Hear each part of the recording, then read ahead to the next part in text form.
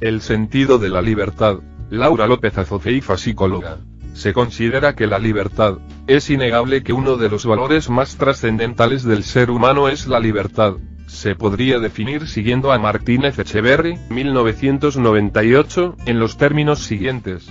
Es el estado de la persona que no es esclava y por tanto tiene la facultad de realizar algo por sí misma, por iniciativa propia. P. 339. En razón de esta definición, la libertad está en relación con la autodeterminación que, aunque lleva limitaciones de carácter ético, representa la concepción de actuar en sentido político conforme a la ley del Estado. De acuerdo a la conceptualización de Aristóteles, Martínez, O.Cit. expresa: la libertad se basa en la noción de finalidad o tendencia natural del hombre que conduce a la felicidad.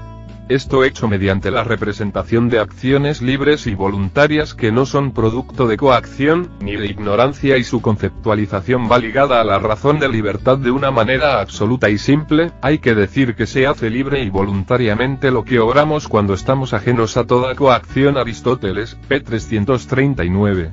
Mientras que para Jaspers, citado por Martínez, O.Cit.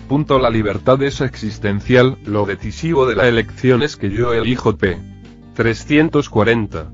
Este filósofo plantea que la libertad no es absoluta, pues el hombre se hace en la libertad y como tal, debe guiarse por los principios que el concepto de libertad tiene en lo existencial.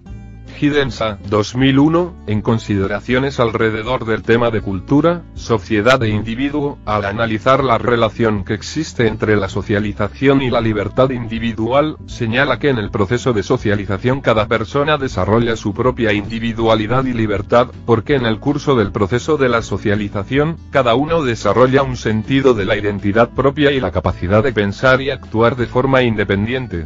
Por su parte, Gárate R. 1995, señala que en la historia de los pueblos y los gobiernos la libertad ha sido, sin duda, uno de sus distintivos y componentes más importantes, y en sus consideraciones sobre ética y libertad, cuando habla de libertad y civilización, señala que en la historia de la humanidad, el documento más trascendente lo constituye la Declaración Universal de los Derechos Humanos, cuyo artículo primero señala: todos los seres humanos nacen libres e iguales en dignidad y en derechos, y dotados como están de razón y conciencia deben comportarse fraternalmente los unos con los otros. Gárate, O.Cit., considera que la libertad es blasón del ser humano, es divisa trascendente del hombre y valor presente en sus ideales. No se da acto humano sin libertad y basta la libertad para que exista un acto humano, por tanto, la libertad es tanto como una acción humana. Marx, citado por el mismo Gárate, exteriorizaba el concepto de libertad diciendo: la libertad es hasta tal punto la esencia del hombre que hasta sus oponentes la comprenden y ningún hombre lucha contra la libertad. En todo caso, lucha contra la libertad de los otros. La libertad ha existido siempre, en todas sus manifestaciones, solo que algunas veces como privilegio especial y otras como derecho universal.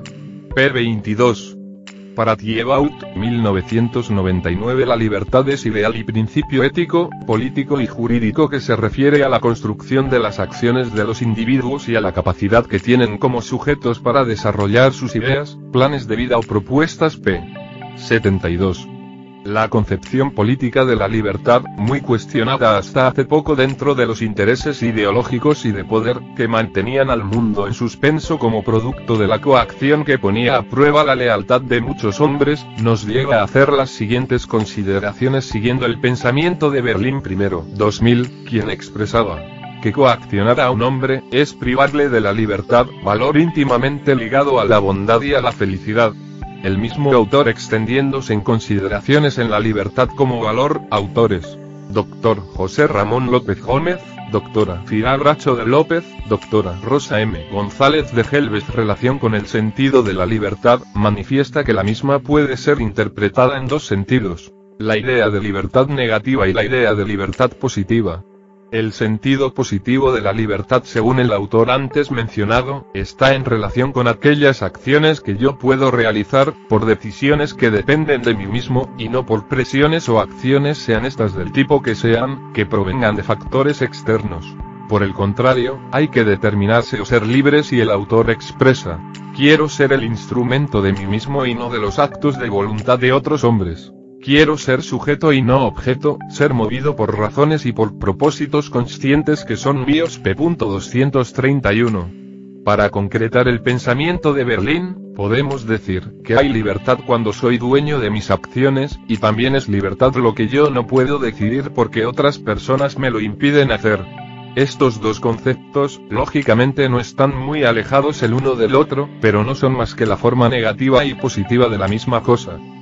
Un objetivo común de los educadores es que los chicos crezcan en libertad y responsabilidad.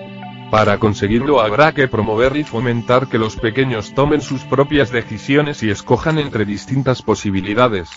Junto a esto habrá que ayudarles a distinguir lo que es bueno para los demás y para uno mismo. Fomentar la libertad es animarles a realizar elecciones siempre por amor. Pero los chicos pueden equivocarse en sus elecciones y a pesar de ello, es preferible confiar, aun a riesgo de que puedan engañar a sus padres y profesores.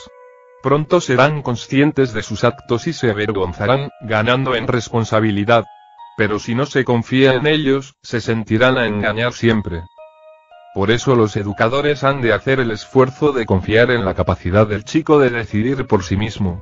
Cuando están convencidos de que el pequeño es competente para tomar decisiones y gobernar su vida, con esta actitud hacen que se cumplan sus pronósticos y el chico crecerá en libertad y responsabilidad.